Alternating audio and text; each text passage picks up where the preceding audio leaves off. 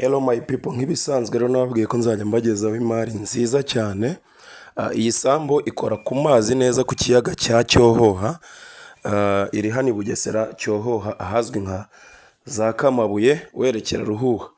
Iyi sambu rero ni hegitari 6. Ngira ngo nk'uko mubibona ikiyaga kitugabanya n'u Burundi. Hari hakurya ni Burundi, iki gice kirimo isambu ni mu Rwanda. Ni hegitari 6 rero ku bantu babizi. Ni ubuso ibihumbi 60 byose. Urabona ko wahakorera buri kimwe cyose, amahoteli, ubuhinzi, buri kimwe cyose ubuso bwakijyaho.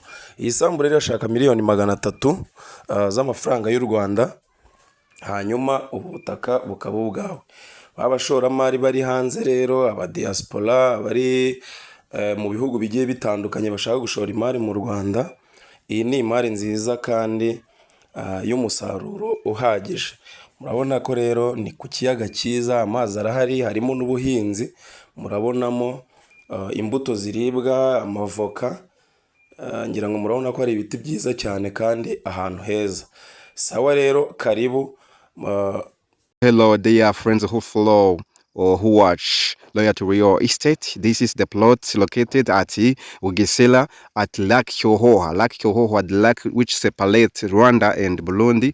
There at that next mountain is it is in Burundi, but here is in Rwanda. Here is the plot with 6 hectares, which want 300 million. Like 1 million will cost you 50 million. So you understand that these 60 hectares only need 300 million.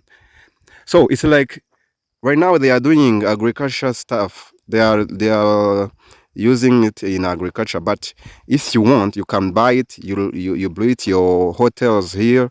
You blow it your apartment here. Something that you want. So this is the plot for 300 million. It's located at CYOHOHA, at Lake CYOHOHA near Burundi.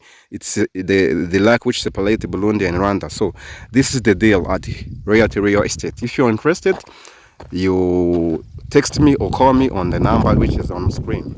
So thank you so much.